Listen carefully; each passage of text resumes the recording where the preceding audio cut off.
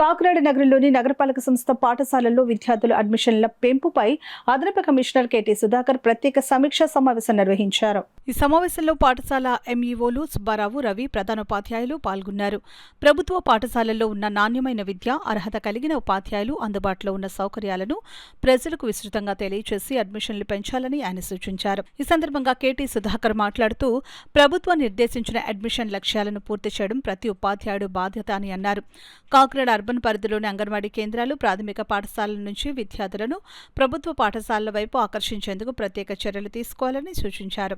ప్రస్తుతం ప్రైవేట్ పాఠశాలలు ఫలితాల ప్రచారం, ప్రకటనలు, బ్యానర్ల ద్వారా తల్లిదండ్రులను ఆకర్షిస్తున్నాయని, ప్రభుత్వ పాఠశాలలు కూడా తమ విజయాలను సమర్థంగా ప్రజల్లోకి తీసుకుని వెళ్లాలని తెలిపారు. ప్రభుత్వ పాఠశాలల్లో బోధించే ఉపాధ్యాయులు అర్హతలు, పోటీ పరీక్షల ద్వారా ఎంపికైన వారిని ప్రైవేట్ పాఠశాలలతో పోలిస్తే నాణ్యమైన బోధన ప్రభుత్వ పాఠశాలలోనే అందుబాటులో ఉందని ప్రజలకు తెలియాలని అన్నారు. ప్రతి పాఠశాల తమ విద్యార్థుల ప్రతిభ, 10వ తరగతి ఫలితాలు, ప్రత్యేక సౌకర్యాలను సామాజిక మాధ్యమాలు, పత్రికల ద్వారా ప్రచారం చేయాలని సూచించారు.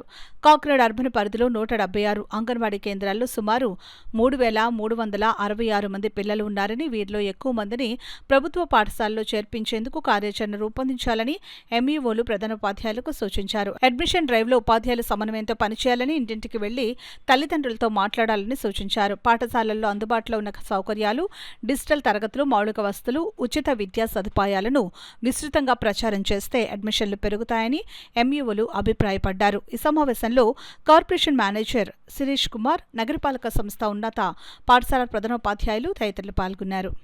సో అయితే ఇప్పుడు మనకు ఉన్నటువంటి ఈ అచీవ్మెంట్ కానీ టార్గెట్స్ కానీ కొంచెం ఎక్కువ టార్గెట్స్ మనకు ఉండటం జరిగింది. ఏదైనా కానీ గవర్నమెంట్ ఏదైనా ఒక టార్గెట్ ఇచ్చినప్పుడు మనం దాన్ని ఫుల్ఫిల్ చేసినప్పుడే మనం ఆ పని చేసినట్టుగా భావిస్తారు. కాబట్టి మనకు ఇప్పుడు ఇచ్చిన టార్గెట్ 1851 అనేది చెప్పడం జరిగింది. దాంట్లో ఎప్పటికీ 295 మాత్రమే చేశాము.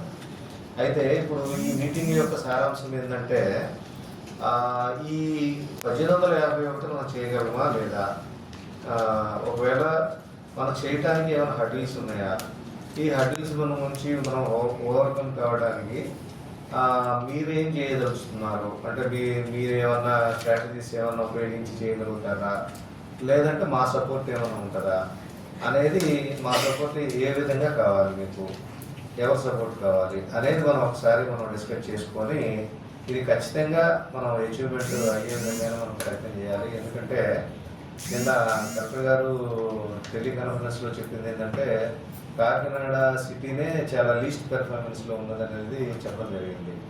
అందుకోసమనే వెంటనే నేను ఎంఈఓ గారితో మాట్లాడి మనం ఒకసారి మీటింగ్ వేసుకొని ఖచ్చితంగా ఈ ప్రోగ్రెస్ వచ్చే విధంగా మనం చేద్దామన్న ఉద్దేశం మీద ఈరోజు ఈ సమావేశం యొక్క ముఖ్య ఉద్దేశం అది. అయితే ఇక్కడ మనకు ఒక ప్రాబ్లం ఉంది. ఏంటంటే జూన్లోనే అడ్మిషన్స్ అనేది మనం ఆలోచన చేస్తాం, కానీ ప్రైవేటు సెక్టార్లో అలా ఉండదు, ప్రైవేట్ స్కూల్స్లో అలా ఉండదు.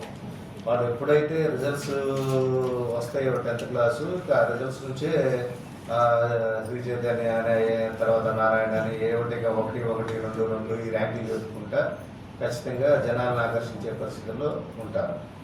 తర్వాత ఇప్పుడు ప్రజెంట్ సిచ్యువేషన్ ఏంటంటే, మనకు ఫస్ట్ క్లాసు నుంచి టార్గెట్లో ఉన్నప్పటికీ ఫస్ట్ ఎల్కేజీ నుంచి కూడా ప్రైవేట్ స్కూల్స్ ఆకర్షించే పరిస్థితులు ఉంటాయి.